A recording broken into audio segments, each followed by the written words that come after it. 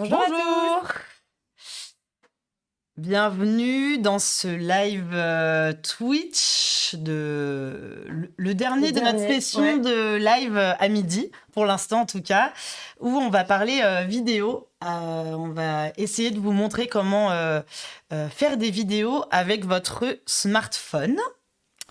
On va peut-être se présenter, Mélodie, avant d'attaquer. Ouais, je te laisse te présenter.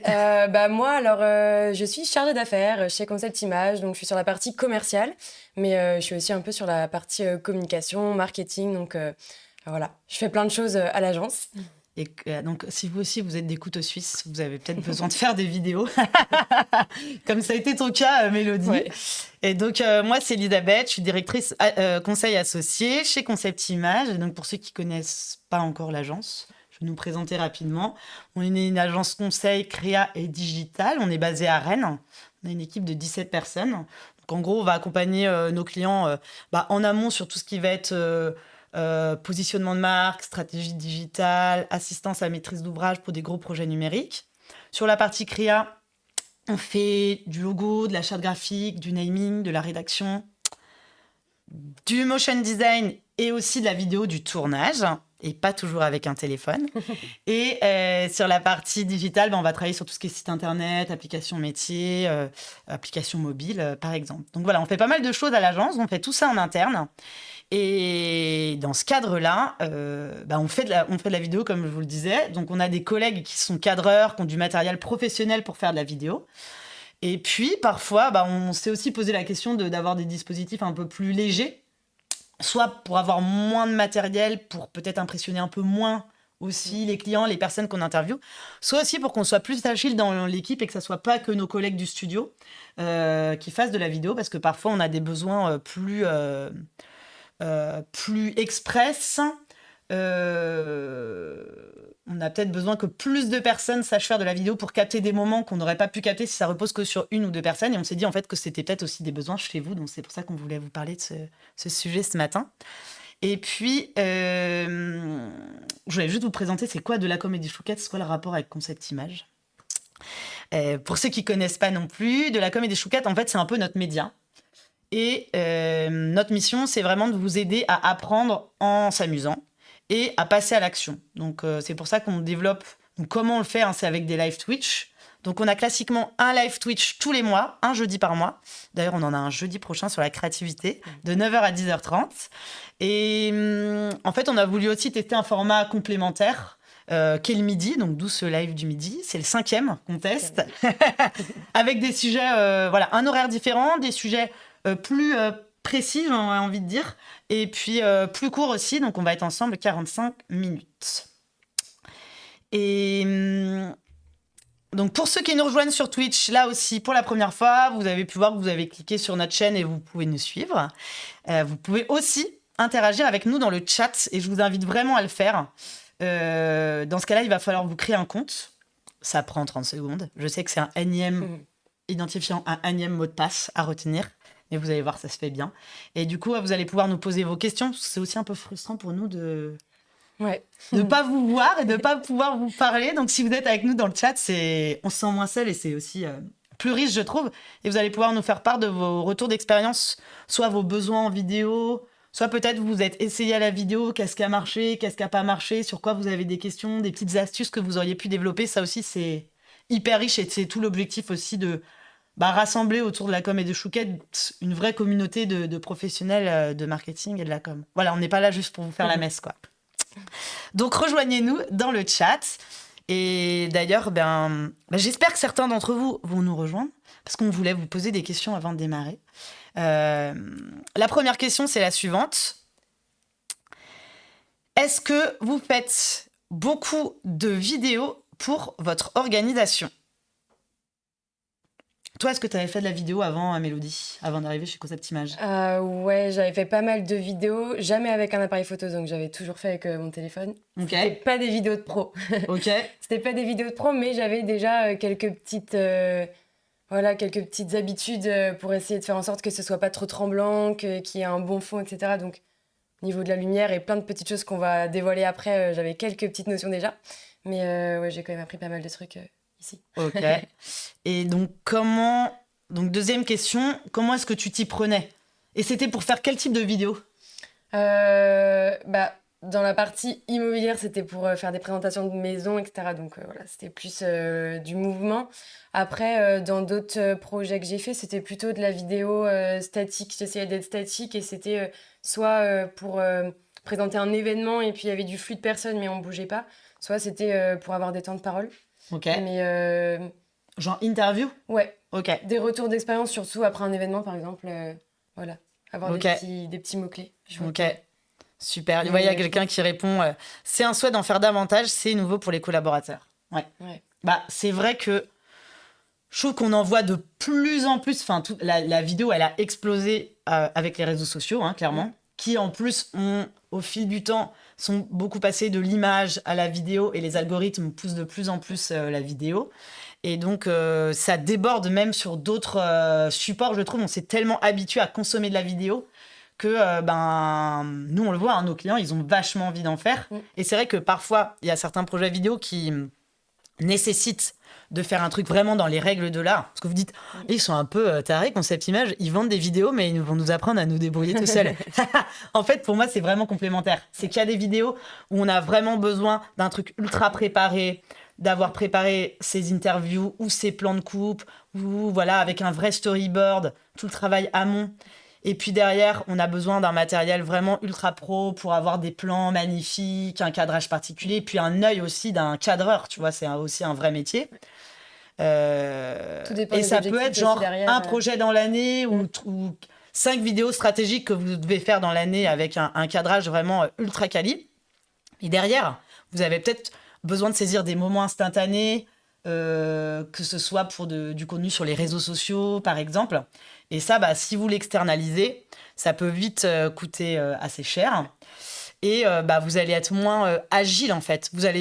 En fait, si vous commencez à être autonome sur certaines vidéos, vous allez pouvoir dire « Ah, il y a un truc intéressant qui se passe dans une demi-heure. Ah bah vas-y, moi je suis dispo, je vais faire de la vidéo. » Et c'est un peu là-dessus qu'on a envie de vous transmettre des choses pour vous permettre de vous sentir plus à l'aise pour créer voilà, plein de petites vidéos. Ça peut être utile aussi pour de la com interne, je trouve. Ouais. Et parfois, on peut se mettre un peu moins la pression. Ça peut être un bon moyen de démarrer, de s'essayer sur de la com interne. Ouais. Je pense à des clients, par exemple, qui ont des agences à différents endroits sur le territoire, qui ont des équipes qui sont pas tous dans les mêmes bureaux, les boîtes qui ont beaucoup de télétravail, qui ont besoin de recréer du lien entre les équipes, de s'essayer comme ça de la vidéo, ça peut être aussi un bon moyen. On essaye de développer la vidéo. Comme je suis seule à la com, pas toujours simple niveau temps. Ouais, on vous comprend. Faut être au four, au moulin, maîtriser du matos, des logiciels, plein de trucs. C'est pas facile. Donc j'espère que les quelques conseils vont vous être utiles. Alors, d'abord, on va vous parler matériel. Même si faire une bonne vidéo, c'est pas que le matériel, mais c'est souvent la question qu'on nous pose au démarrage. Tu nous montres ça, Mélodie? Ouais. Alors déjà, le premier outil indispensable quand on fait de la vidéo, c'est un trépied. Donc nous, on a un petit trépied comme ça. Je sais pas si on voit très bien. Je pense qu'on voit bien. Donc nous, le trépied, donc soit il sert à être posé quand vous faites de la vidéo statique, par exemple quand vous filmez ou quand vous voulez filmer un événement ou quelque chose qui se passe en face de vous, il n'y a pas besoin de bouger. Après aussi, il peut être utilisé en ramassant le pied. Et donc pour pouvoir soit rallonger votre bras et Tu permettre me fais une aussi, perche à selfie, c'est ouais. très vintage là. Non mais quand on se filme, c'est vrai que c'est plus simple aussi parce que voilà, tenir le téléphone à bout de bras aussi, c'est pas toujours simple. Et même pour stabiliser aussi quand il y a du mouvement, quand vous voulez filmer quelque chose en mouvement, c'est super simple. Et donc en fait, c'est très simple d'utilisation. En fait, pour moi, le matériel numéro 1, c'est celui que tu tiens dans ta main gauche. C'est le téléphone. smartphone quand même. Mais a priori, Ouais. si vous êtes là, vous en avez un. Et donc en fait, le téléphone, hop, j'essaye de faire en sorte que vous voyez bien. Donc c'est très simple, on le cale ici en fait, donc c'est une petite presse comme ça qui vient presser le téléphone de chaque côté. Et donc voilà, rien de plus simple pour pouvoir tenir la perche avec et donc aussi déployer les pieds. Et le matériel numéro 2 qu'on a, c'est un petit micro, donc avec une petite prise au bout qui vient se plugger en fait dans le trou du chargeur du téléphone. Et donc hop, on va le mettre comme ça. Il faut que je vise bien le trou. Et voilà. Et donc, ça va se présenter comme ça. Donc, le micro va se mettre soit de ce côté-là, si vous voulez enregistrer la voix de la personne qui filme, soit de l'autre côté, si vous voulez, par exemple, faire une interview et capter le son de la personne qui est de l'autre côté. Donc ça, le micro, vous pouvez le mettre des deux côtés. Donc voilà pour les outils Et voilà, et pour faire ça, de la c'est vidéo. moi j'appelle ça le pompon, mais Richard, le directeur de notre studio, appelle ça une bonnette qu'on vient mettre sur le micro. Et moi, je suis un peu resté un enfant, donc c'est un peu le pompon du manège, quoi. Vous voyez, ça s'enlève. Mm. Donc en fait, le micro, le vrai appareil micro, il est là. Et en fait, on vient rajouter ça parce que ça vient absorber des bruits ambiants et notamment le vent.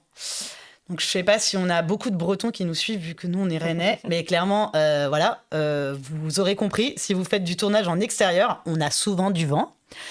Et c'est horrible, ça s'entend énormément quand vous allez filmer. Alors peut-être parfois si vous filmez que des plans d'ambiance en extérieur, vous n'allez pas capter le son. Bah, vous en fichez, vous vous embêtez même pas avec le micro. Vous mettrez une musique d'ambiance dessus, il y aura pas de souci. Mais en revanche, dès que vous filmez dehors, j'en sais rien, bah, une personne qui va parler, vraiment, il faut mettre ça sur le micro, c'est indispensable. Et nous, on a fait des tests avec et sans. C'est énorme la différence que ça offre. Donc vraiment, et c'est vendu ensemble. Donc en gros, alors là, nous, on est sur on a un iPhone hein, pour la captation. Vous pouvez aussi faire de la captation avec un Android. Le micro qu'on a acheté, il est compatible iPhone. Vous connaissez Apple, hein, ils verrouillent toutes leurs marques. On a re-regardé les budgets ce matin avec Mélodie. En gros, le budget pour acheter le micro avec la petite bonnette, là, le pompon et le pied, vous en avez max pour 150 euros. Donc vous voyez, c'est quand même raisonnable si vous commencez à vous lancer dans la vidéo comme investissement. Et après, en smartphone, tous les smartphones assez récents du marché, je dirais, qui ont max 2-3 ans, ils vont vous faire des vidéos assez quali. Alors après, bah, plus vous allez sur les derniers modèles, plus, vous voyez, hein, les smartphones, ils bossent vachement l'amélioration de la qualité des photos et des vidéos. Mais nous, on avait acheté un iPhone, on essaye aussi d'acheter du reconditionné. Donc, on avait cherché pour ces tournages un peu plus légers avec smartphone, un iPhone qui était suffisamment récent, mais quand même en reconditionné. On a trouvé ça sur Back Market. On n'a pas d'action chez Back Market, mais voilà. Ce que je veux dire, c'est que ça. Et du coup, ça permet d'avoir des budgets aussi qui sont un peu plus raisonnables si vous n'avez pas un iPhone ou un Android dernier cri. Et vraiment, l'objectif, nous, quand on parle de ça à nos clients, c'est que soit ils utilisent leur matériel à eux, soit il y a parfois un téléphone, j'en sais rien, moi, pour l'équipe com, ou j'en sais rien, bah, que vous pouvez investir juste sur ce téléphone que vous pouvez vous partager si vous voulez pas utiliser vos appareils perso. Donc, l'idée, c'est que ça reste quand même abordable d'un point de vue prix au niveau du matos. Et après, bah, vous voyez, en termes de place, c'est rien, quoi. Nous, on voit nos collègues quand ils partent en tournage, ils emmènent beaucoup de matos, donc on a peur d'oublier des trucs, c'est encombrant, c'est pas agile, quoi. Alors que là, c'est vraiment... Et puis, j'ai pas montré, ça se plie encore plus parce que là, je l'avais déjà déroulé, mais ouais, c'est très petit. Donc ça tient dans un petit sac. voilà, tu vois, vous embarquez ça dans un tote bag et c'est parti. Et l'autre avantage que je vois à ça, c'est que ça fait moins peur si vous filmez des gens. Je trouve là, il y a des gens, là dans le chat, vous nous disiez, bah, on veut le développer plus, c'est pas facile de se lancer. Parfois, c'est pas facile de se lancer soit en tant que cadreur qui se lance pour prendre des plans, interviewer des gens et aussi, on va parler un petit peu de la partie montage. Parfois, c'est pas évident non plus pour les gens qui vont être filmés. Et ça se développe vraiment après dans sa culture d'entreprise. Je trouve, nous, à Concept Image, on l'a beaucoup développé de se prendre en photo, de prendre des plans d'ambiance pour communiquer sur nous. Et au début, on était un peu coincés, on était un peu mal à l'aise. Soit on hésitait un peu à prendre des photos, à prendre des vidéos, parce qu'on était là, ah, je veux pas coller cette personne, c'est trop bizarre. Et en fait, maintenant, c'est complètement ancré dans notre façon de faire. On oublie complètement quand on a un collègue qui débarque dans une réunion ou une session de travail, on voit plus cette personne. Et donc ça va vous faire un peu bizarre au début, mais vous allez l'oublier au bout d'un moment. Et vos collègues aussi, s'ils sont d'accord. Enfin, nous, on demande aussi aux gens, est-ce que vous êtes d'accord pour figurer là-dessus? Puis une fois qu'on a leur accord, bah, ça se fait sans presque s'en rendre compte. Mais en tout cas, au début, on peut être un peu impressionné. Je sais pas, t'as déjà été interviewée, toi, Mélodie, ou pas? Ouais. Et alors, tu t'es sentie comment? Bah, j'ai perdu mes mots parce que là, c'était un gros appareil photo. Il y avait... Bah, c'était vraiment du gros matos en face de moi. Donc, du coup, je trouve que ça me fait perdre mes moyens. Ça peut être intimidant, ouais. C'est un peu bizarre de dire ça parce que du coup, là, il y a quand même du matos en face de moi et ça va. Mais il y a des gens derrière qui sont sur le chat, donc c'est plus facile. Et tout ça, mais c'est vrai que quand, par exemple, on t'interviewe et qu'on te pose une question, bah, d'un coup, en fait, tu sais plus répondre. Alors que je trouve que le téléphone, c'est plus petit, c'est moins impressionnant. On voit la personne qui est derrière, en fait, tu vois. Donc, t'es plus en connexion avec la personne qui t'interviewe. Ouais. Je trouve que ça te crée plus de proximité, c'est plus... Que, en fait, la personne qui est cachée derrière son matos, tu la vois même plus, t'as l'impression de parler à un objectif, quoi. Carrément, ouais. Donc ça, je trouve c'est beaucoup moins impressionnant. Vous aurez plus de facilité à embarquer des collègues, des clients dans cette démarche de prendre des vidéos si vous avez un dispositif comme ça assez petit. Donc ça, c'est le matériel. N'hésitez pas si vous avez des questions aussi sur le matos. Deuxième conseil, ça va être sur les réglages de votre smartphone. Alors là, c'est pour pouvoir filmer en 4K. Donc là, c'est vraiment au niveau de la qualité de la vidéo, voilà, en fonction aussi de ce que vous voulez produire comme contenu. Mais si vous voulez vraiment faire un contenu en fait de qualité, vous pouvez régler votre téléphone, votre appareil photo en fait en 4K. Donc là, c'est tout simple. Vous allez dans les réglages de votre appareil photo en fait. Donc dans réglage, vous avez appareil photo et vous avez la petite mention enregistrer une vidéo. Et là, vous avez une liste déroulante en fait de tous les formats que vous pouvez faire pour la vidéo. Et donc, il y a 4K dans ces réglages. Alors en fait, pourquoi c'est pas par défaut sur votre appareil ? C'est pour le stockage. C'est pour le stockage, parce qu'en fait, des vidéos en 4K, elles vont être super lourdes parce que c'est le top en termes de qualité. Donc, vous avez peut-être l'impression, quand vous faites des vidéos sur votre smartphone, c'est comme quand on fait des photos, je trouve. Parce que quand on regarde sur l'écran, ça a l'air trop beau. Et après, je sais pas, si vous faites de la photo, par exemple, après, vous imprimez votre... Oui, s'il y a des gens comme moi qui impriment encore leurs photos de vacances. Et sur le téléphone, c'est super, et quand vous imprimez, c'est dégueu. Parce qu'en fait, la qualité, elle est pas si ouf bien que ça. Mais ouais. Et finalement, tu le vois pas trop sur ton écran. Et c'est un peu pareil sur la vidéo. Parfois, on est très satisfait de ce qu'on a tourné. Et puis après, quand on le monte, je sais pas si votre vidéo, elle va atterrir après sur votre site internet. Ben, vous serez peut-être un peu déçu en vous disant ouais, j'aurais bien aimé que ça soit un peu plus poussé au niveau de la qualité. Ça sera jamais de la qualité d'un matériel pro, plus lourd. Mais quand même, si vous le réglez en 4K, ça sera quand même vachement mieux. Donc vous pouvez le faire pour les quelques plans que vous allez prendre et puis après repasser sur un format plus light pour pas plomber toute la mémoire de votre téléphone. Voilà, ça se ferait très rapidement.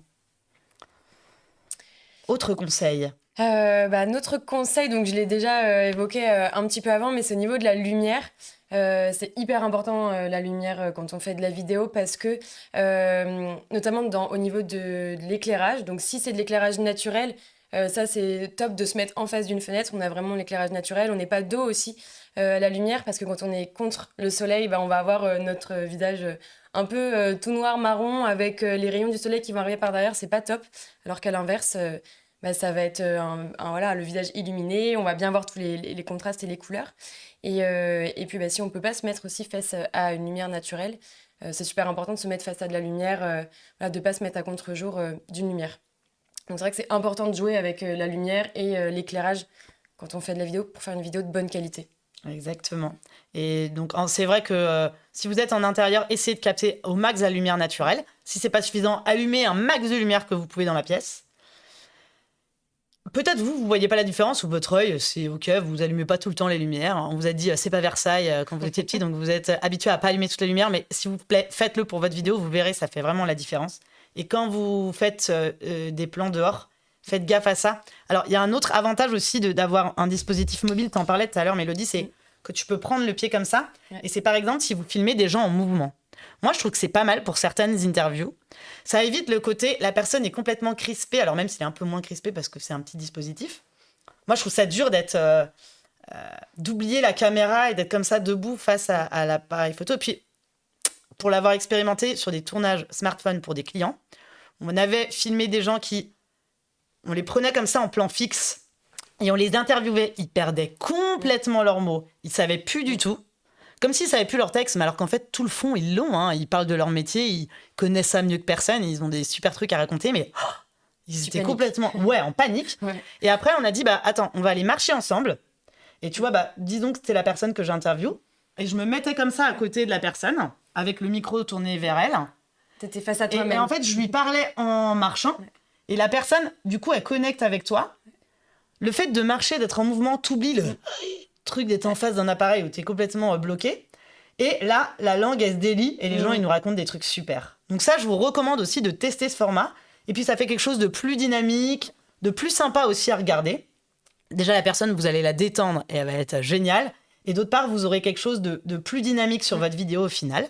En revanche, si vous faites ça dehors, attention parce que la lumière, en fonction de l'exposition, elle peut changer aussi. Donc, pensez aussi à ça. Et puis en intérieur, si vous bougez, faut être sûr que vous n'allez pas croiser des gens qui vont vous gêner. Enfin, ça peut être sympa d'avoir du mouvement, mais voilà, ça s'anticipe. Voilà, petit conseil complémentaire en plus de juste la lumière. Et autre conseil, ça c'est pareil, on l'a déjà vécu. Si vous filmez un bâtiment, attention aux reflets dans les vitres. Parce qu'en fait, vous allez vous filmer. Et donc, ça, on le voit pas toujours parce qu'en fait, quand on fait la vidéo, on est concentré sur 1000 choses à la fois. Et donc, c'est dur de penser à tout. Donc, vous allez penser à vos réglages, votre matériel, alors surtout si vous interviewez, vous avez l'humain en plus à gérer à côté. La lumière, le son, est-ce que j'ai bien mis les réglages? Est-ce que ça tourne bien? Parce que parfois aussi, on se lance. Ah, c'était super. Oh mince, j'ai oublié d'appuyer sur le bouton. Ça est arrivé à tout le monde. Ça vous arrivera si vous ne l'avez pas encore fait. C'est pas grave. Il faut avoir fait l'erreur pour plus jamais la refaire.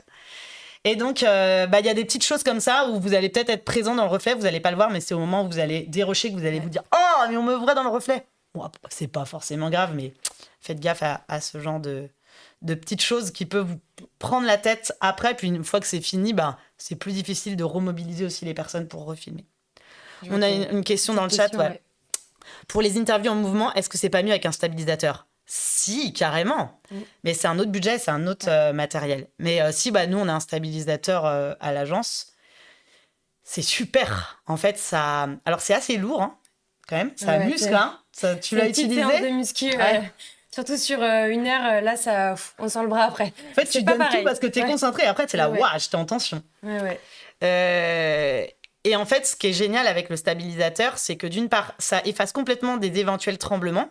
Tremblements qu'on peut avoir de façon involontaire, parce qu'en fait, c'est dur, c'est très dur de garder une main comme ça, complètement statique, sauf les chirurgiens de haut niveau.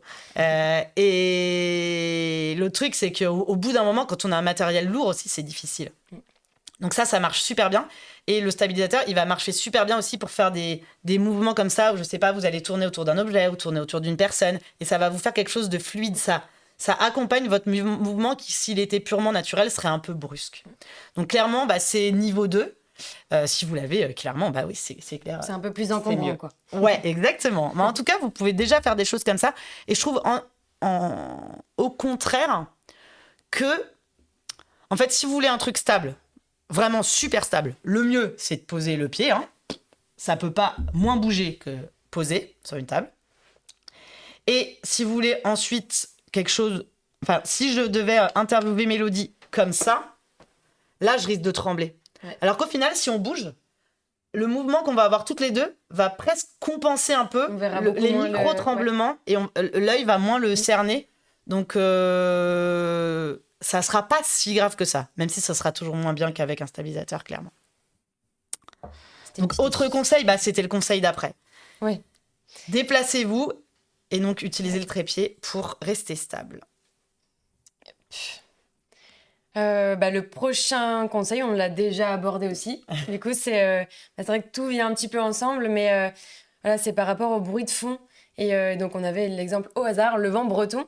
Parce que c'est vrai que quand nous, on se filme ou qu'on filme en extérieur, on s'entend, mais on n'entend pas forcément les bruits extérieurs. Et en fait, le micro, lui, il va capter tous les sons. Et quand on va visionner la vidéo, on va vraiment entendre tous les sons que nous, on n'entendait pas finalement quand on parlait. Et ça va... ça va beaucoup s'entendre et ça va même décupler finalement. Et franchement, ça va vous obséder après en DH. Ouais. Il y a donc le vent. Il y a aussi... Nous, on avait travaillé pour un client dans le bâtiment.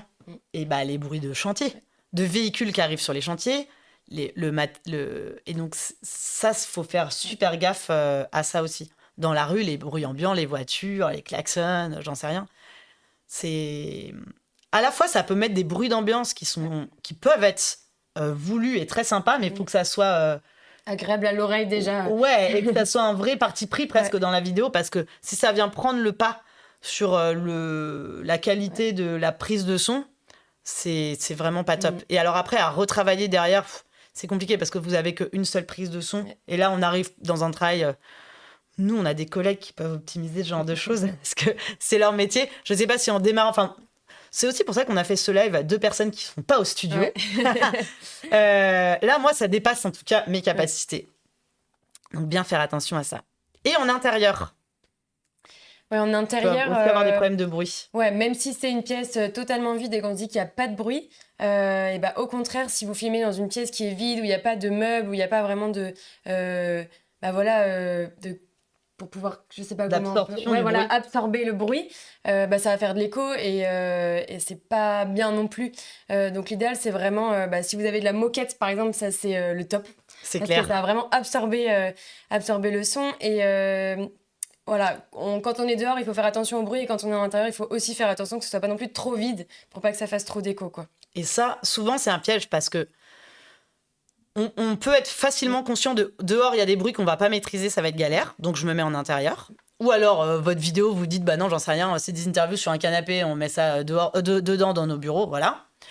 Et donc, parfois, c'est pas facile de trouver ce lieu où faire de la vidéo si vous le faites dans votre entreprise. Parce que vous allez vouloir un lieu qui est calme. Parce que si les parois sont fines et que vous avez des gens qui passent des coups de fil et qui parlent fort derrière, ça peut s'entendre, ça peut nuire soit à la prise de son, soit à la concentration de la personne qui est interviewée.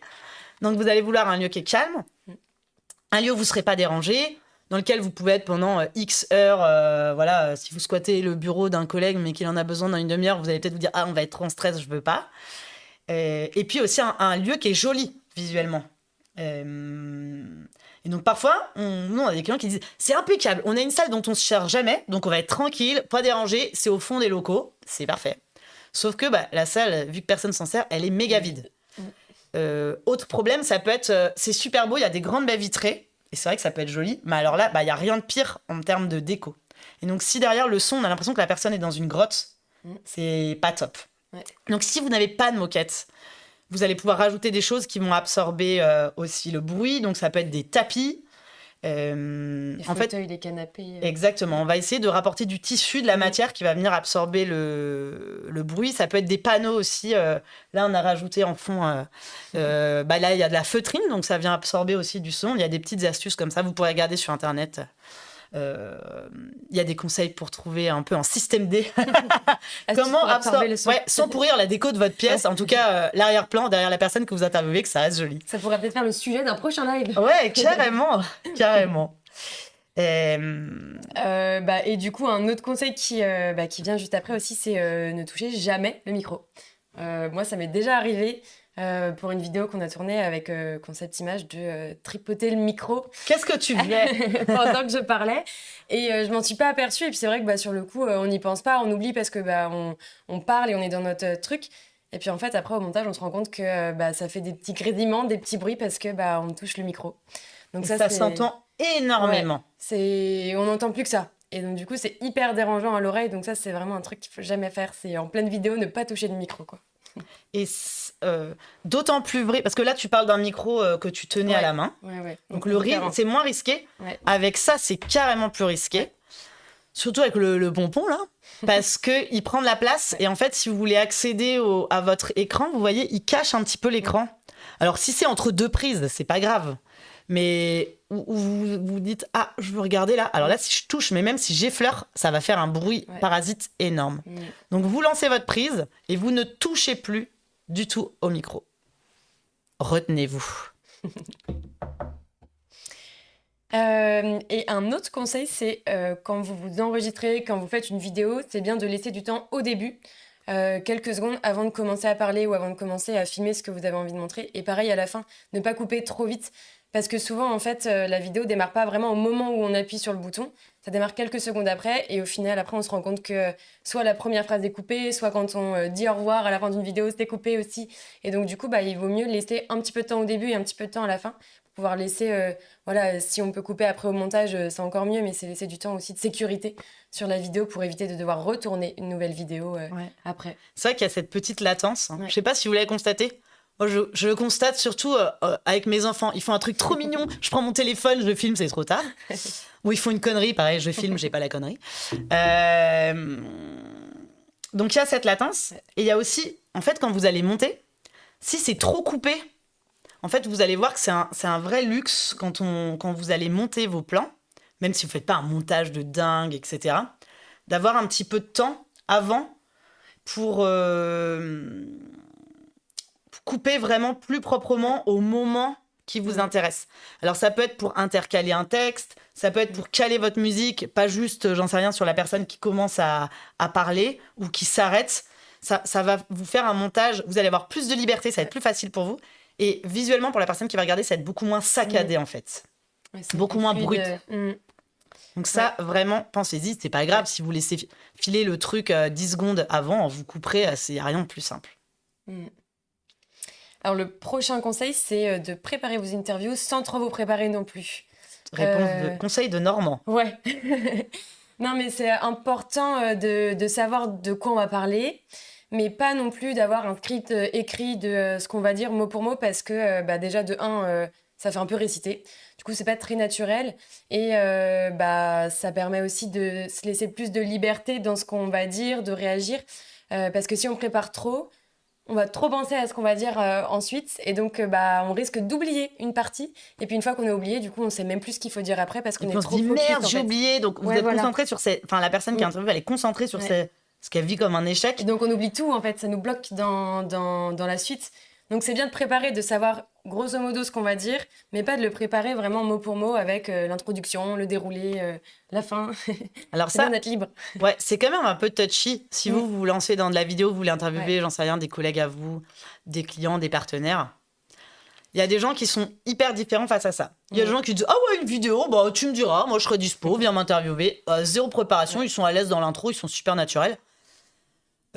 Alors peut-être que vous aurez le stress de « Ouais, mais je veux pas qu'ils racontent n'importe quoi » ou qu'ils se mettent à parler 10 minutes d'un truc, c'est pas du tout mon sujet. Donc parfois, le stress vient de la personne qui fait les vidéos en mode « Ouais, mais moi j'ai besoin de faire passer ces messages, donc j'espère que la personne va un peu se préparer. » Donc là, vous aurez envie, vous quand même, un peu de préparer. À l'inverse, parfois, il y a des gens qui disent « Moi, je veux bien faire une vidéo, mais alors, faut me dire exactement ce que je dois dire, et puis moi, je veux me préparer 4 fois avant. » Il y a des gens super stressés.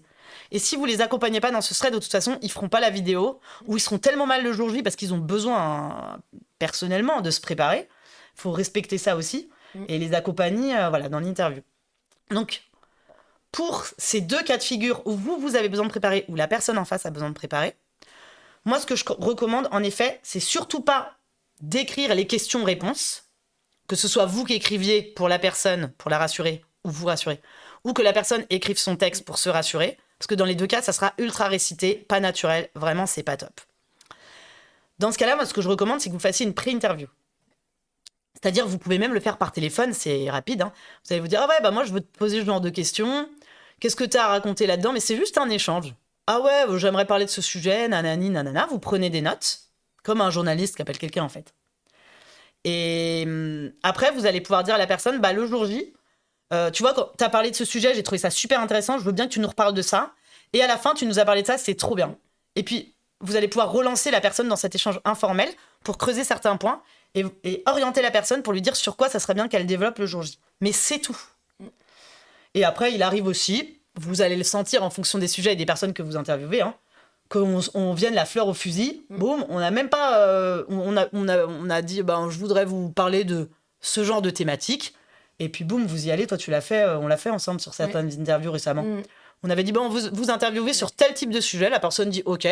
Et puis on y va, on pose nos questions. La personne en face n'a pas été préparée, mais c'est des gens quand même qui... On savait qu'ils étaient à l'aise à l'oral. Ouais, c'est des sujets qu'ils maîtrisent aussi, tout dépend aussi du sujet derrière, quoi. Ouais, exactement. Et ça peut le faire très bien. Et n'hésitez pas aussi, dans l'échange, à relancer, questionner, rebondir, en disant « Ah ouais, ah bon, vous avez fait ça? Ah vas-y, dis-moi en plus. » Et là, vous allez avoir de la matière. C'est naturel, la réponse. Génial. Ouais. Exactement. Même vous allez être surpris. Et comme vous allez être dans une vraie interaction, vous allez vraiment vous intéresser à ce que la personne dit. Elle va aussi sortir du truc question-réponse très scolaire et très figé. Et là, c'est là que vous allez avoir finalement la meilleure matière, quoi. Ouais. En fait, la personne en face, elle voit que ça vous intéresse, qu'il y a du répondant. Et c'est... Donc, n'hésitez pas à dévier un petit peu de votre sujet initial, sans faire un hors-sujet. Hein. Oui, ça c'est vrai.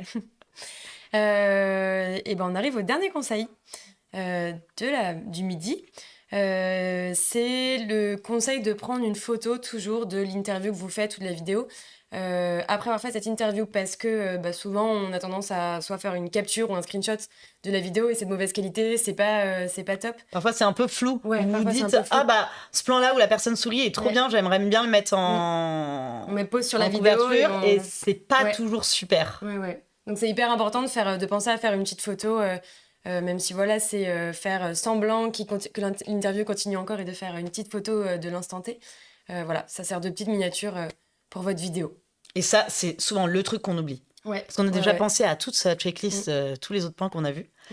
Et vraiment pensez à prendre cette photo. Et puis, plus globalement, si je reviens un petit peu au point précédent où on disait c'est bien d'avoir de l'interaction, etc. Et de sortir un petit peu de sa trame aussi initiale, laissez tourner votre matériel. Ça rejoint aussi le laisser du temps avant, laisser du temps après. Ouais. Vous allez capter des moments off. Ouais. Où la personne se prépare, s'installe, se marre. Il nous est arrivé sur un tournage, on range tout, on appuie, on est en train de ranger le matériel, et puis la personne commence à nous dire « Ah ouais, vous savez, commence à nous parler d'un sujet complémentaire. » On se dit oh, « Attends, c'est trop intéressant, là, faut refilmer, faut refilmer !» On a tout ressorti. Donc, rangez pas trop vite votre matériel. Vous pouvez aussi, on a capté des plans d'ambiance intéressants en arrivant dans le lieu où on allait interviewer la personne. C'est de la matière que vous allez pouvoir mettre en intro, quand vous allez afficher le logo ou le titre. C'est bien d'avoir des plans ce qu'on appelle des plans de coupe, pas juste la personne que vous interviewez. Donc ça peut être en arrivant, ça peut être au milieu, entre deux questions où la personne dit « Attendez, on la refait, je me repositionne, ok ?» Faites tourner là, faites tourner. Et à la fin aussi, laissez tourner, il y a des petites choses où la personne a l'impression que vous la filmez plus. Alors après, vous allez faire valider toute cette matière. Hein. C'est pas la filmer en secret et après vous balancez du contenu que la personne n'a pas validé. Ne faites pas ça, les gens ne vous feront plus confiance. Mais vous allez saisir des moments spontanés, des moments sympas et des moments dont vous allez avoir vraiment besoin pour votre montage. Parce qu'en fait, si vous faites juste une vidéo de « Paf, je t'ai filmé en fixe, d'une traite, et je colle mon logo au début, je colle mon logo à la fin et c'est fini », c'est pas très rythmé, quoi. Ouais, c'est intéressant pour faire du lien entre plusieurs séquences, pour faire une vidéo un peu plus fournie, quoi. Exactement. Pour faire une pause entre deux questions-réponses, pour illustrer. Si vous avez une personne qui parle pendant longtemps et ce qu'elle dit, c'est super, vous n'avez pas envie de la couper. Parce que plus on coupe les phrases, ça se voit et ça s'entend aussi. Donc, quand la personne est trop intéressante et que vous avez, je sais pas, moi, elle parle 3 minutes et vous avez le loisir de laisser, de faire une vidéo de 4 minutes, donc vous pouvez garder cette matière de 3 minutes qui est géniale. Ne la coupez pas. Mais par contre, 3 minutes en plan fixe d'une personne, c'est long. Hein. Vous voyez, on est là sur nos téléphones à zapper en permanence. Dès que c'est trop long, on s'ennuie, on passe à la suite. Donc, il faut garder votre public captif. Et dans ce cas-là, vous allez pouvoir intercaler des plans de coupe. Vous allez garder le son de la personne. Peut-être qu'à l'image, on va la voir parler. Puis, sa voix va continuer. Et on va intercaler des plans d'ambiance qui illustrent ce qu'elle raconte. Je sais pas, la personne en train de travailler avec des collègues, en train de s'installer, ses locaux, etc. Puis on va revenir à la personne et ça va créer du rythme sans pour autant couper le truc super intéressant qu'elle va vous raconter. On a une question au niveau du montage. Est-ce qu'on a des applis à recommander pour faire du montage directement sur le smartphone ou vous faites ça uniquement sur PC ? En application hyper simple d'utilisation sur smartphone, alors ça c'est sur iPhone, ça va être iMovie. C'est vraiment c'est l'application hyper simple de base avec les fonctionnalités, c'est très intuitif. Après, pour tout type de support, il y a CapCut qui est hyper simple d'utilisation. J'ai appris à l'utiliser en franchement 2 minutes, je le connaissais pas, je l'ai pris en main et c'est vachement plus intuitif que. Donc là sur PC ? Ouais, non, c'est sur aussi iPhone. C'est sur iPhone, ok. Je sais que pas mal de shorts en tout cas sont montés à base de cette application. Après, oui, sur PC, il y a Premiere Pro, mais ça c'est le montage par excellence. Faut avoir la suite, ouais. Ouais, et puis il faut savoir le manier aussi, parce que c'est pas hyper intuitif, en tout cas pas autant que le sont les deux applications CapCut iMovie. Après, il y a plein d'autres applications qui. Et là, ce que tu as téléchargé sur ton ordi pour C'est faire. CapCut aussi. C'est CapCut. Ouais. Il y a une Ok. version mobile et puis une version aussi pour ordinateur. Et, C'est payant, c'est gratuit. alors, c'est freemium. Ouais, classique. Ouais, c'est gratuit pour toutes les fonctionnalités de base. Mais par exemple, quand on monte une vidéo en paysage et puis qu'on veut l'exporter en portrait, mais que ça se fasse tout seul, bah ça, c'est payant par exemple. Mais on peut tout à fait l'exporter en version portrait, mais ça peut le faire tout seul. Voilà, il y a des générateurs, même pour les sous-titres, il y a un générateur de sous-titres, mais ça aussi, ça va être payant. Ouais, alors que sur Premiere, c'est embarqué grâce à l'arrivée de Ouais, l'IA. avec l'IA, ouais. Vous avez le sous-titrage automatique. Question sous Android, un exemple de montage. C'est vrai que moi, je le fais pas. Et comme on a investi sur un iPhone à l'agence pour nos tournages Un exemple de montage d'application. d'appli de montage sur Android, Ah ouais, bah CapCut. CapCut le fait. Ok. Ouais, CapCut est sur Android et sur iPhone. Donc, enfin sur Apple. Donc, c'est pour les deux. Et après, si vous voulez rajouter un peu de motion design, je sais pas si ça vous parle, de l'animation un peu en plus.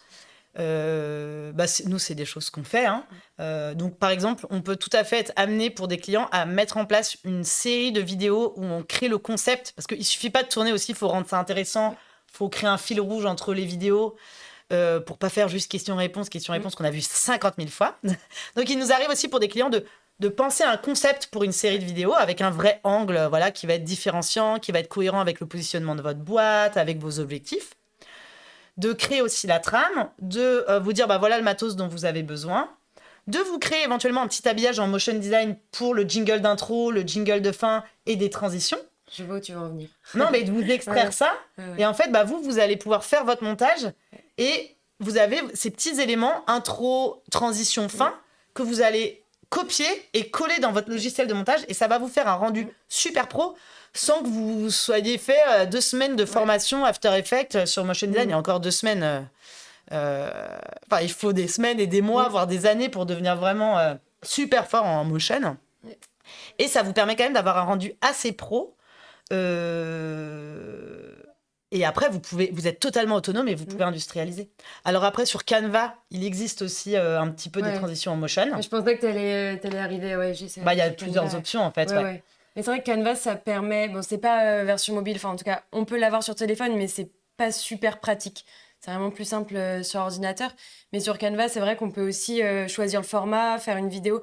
On peut faire du montage aussi sur Canva. Voilà. On peut y intégrer une vidéo qui a été tournée en mode paysage et en fait choisir un format, donc définir le format vertical. Et quand on met cette vidéo dans ce format vertical, en fait, on a juste à bouger un petit peu le cadrage, voir là où la vidéo... C'est rogné en fait. Voilà. Ouais.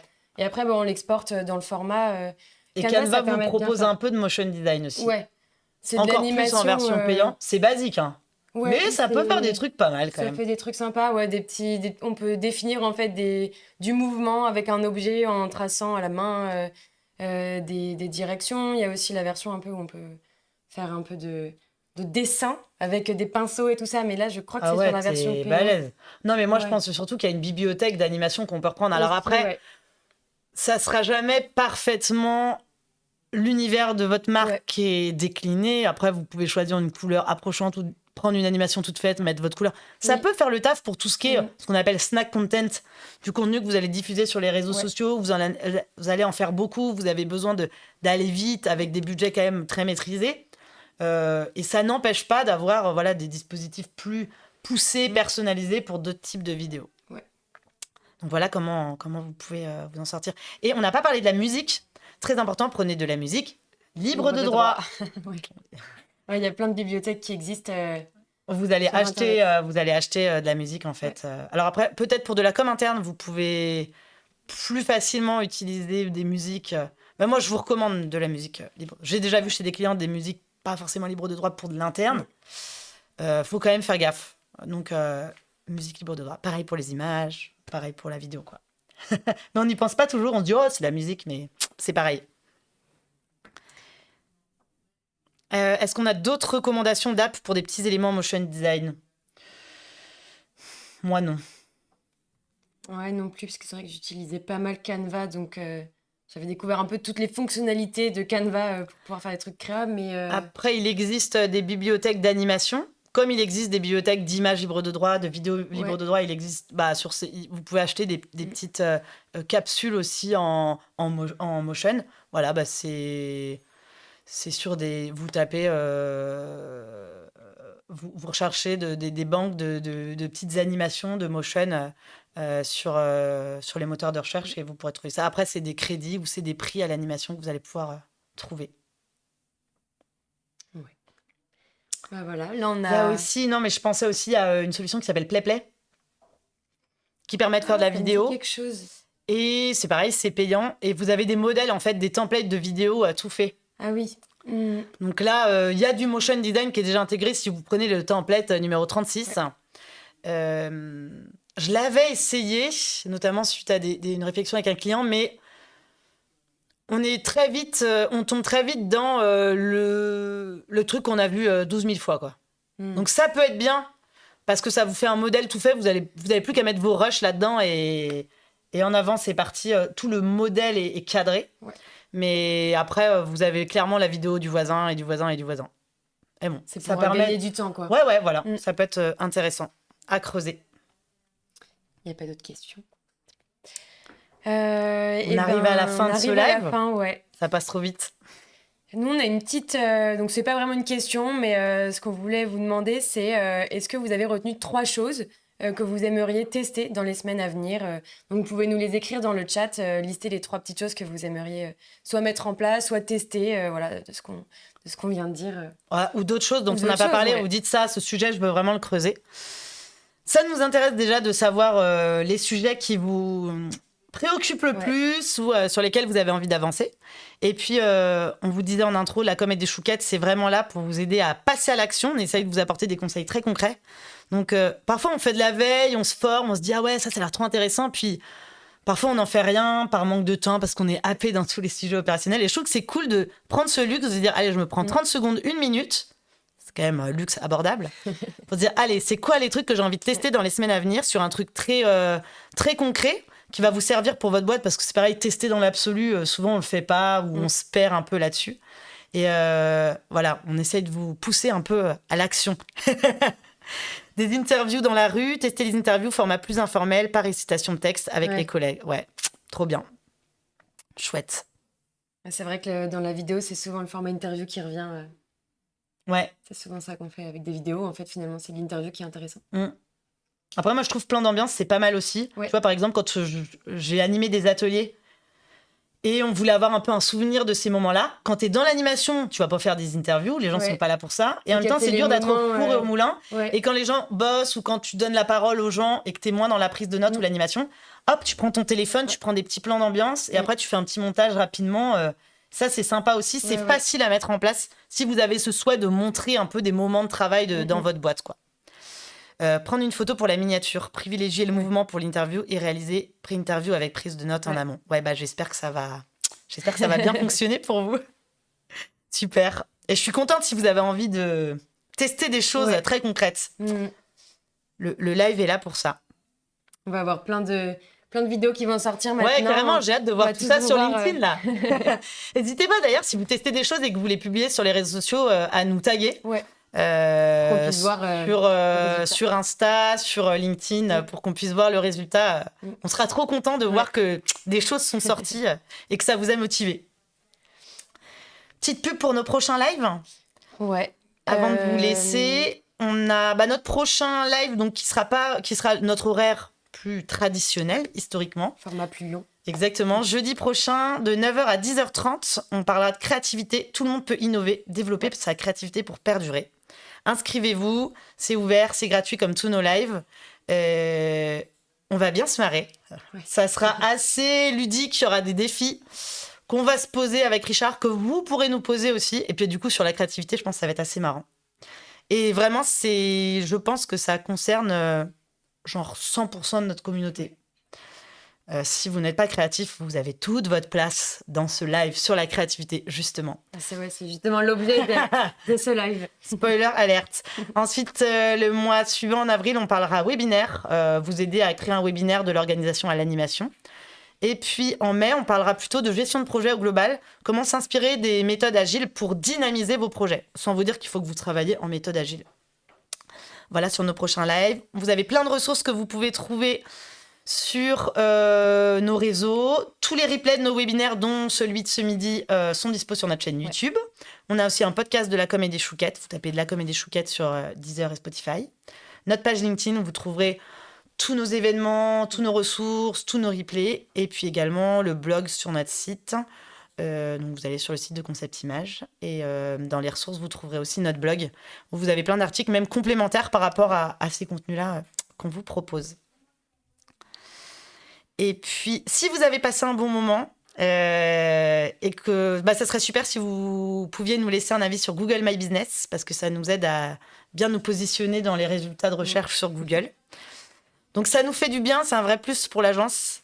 Donc, vous pouvez déposer un avis, on va vous mettre le lien dans le chat. Vous nous laissez des étoiles, vous nous mettez un petit mot pour nous dire ce que vous avez aimé, ce que vous aimeriez en plus, différemment, sur quoi vous voulez qu'on progresse ou qu'on change. C'est hyper intéressant aussi pour nous. Ça fait toujours plaisir. Ça fait plaisir à toute l'équipe qui est derrière les lives. Il y a les animateurs, ceux qui bossent en régie, ceux qui bossent les supports, les visuels, la com, les contenus. Enfin, il y a plein de monde derrière ces lives de la com et des chouquettes. Donc, ça fait plaisir à tout le monde. Et puis, ça fait du bien à l'agence. Donc, c'est un vrai plus. Si vous pouvez le faire, ça serait trop sympa. Merci beaucoup. J'espère que vous avez passé un bon début de pause déj avec nous. Ouais, c'était la dernière pause déj. Ouais, peut-être qu'on refera. D'ailleurs, on va envoyer un sondage, un petit questionnaire pour avoir votre retour sur ce deuxième format qu'on testait avec ces 5 lives à midi. On sera curieux de savoir si ces formats plus courts, vous les préférez par rapport au format plus long, 2 fois plus long qu'on a l'habitude de faire. Voilà. Est-ce que l'horaire, en termes de jours, il y a des choses qui fonctionnent mieux? Même les formats plus précis, est-ce que ça vous intéresse ou vous préférez des formats un peu plus globaux? Donc, tous ces lives, on les fait pour vous. Donc, faites-nous vos retours pour qu'on soit vraiment au rendez-vous. Et puis, j'ai hâte de voir vos vidéos. Ouais. T'as des vidéos prévues dans les semaines à venir? Une interview. Ouais. Peut-être même plusieurs. Donc, il y en aura plusieurs qui vont sortir, mais ce ne sera pas avec le téléphone. Voilà. Et après, on peut s'entraîner sur des moments de travail, des projets, des plans d'ambiance aussi. Ouais. C'est bien aussi de remettre en application tous ces conseils, ça remet un peu les pendules à l'heure. On avait fait aussi en complément, vous pouvez aller voir les replays, il y a quelques jours, semaines, récemment, un live sur apprenez à prendre de belles photos. Je trouve qu'il est très complémentaire avec la vidéo. Et si vous vous mettez à plus de vidéos, vous aurez peut-être envie de vous mettre à plus de photos. Ouais. Donc allez voir aussi ce replay, il est cool. Il va vous aider à progresser. Vous êtes déjà mis une to-do list, je vous en rajoute une, je suis pas sympa. Merci à tous. Merci. Et puis à très bientôt. À bientôt. Coupe pas, Emma.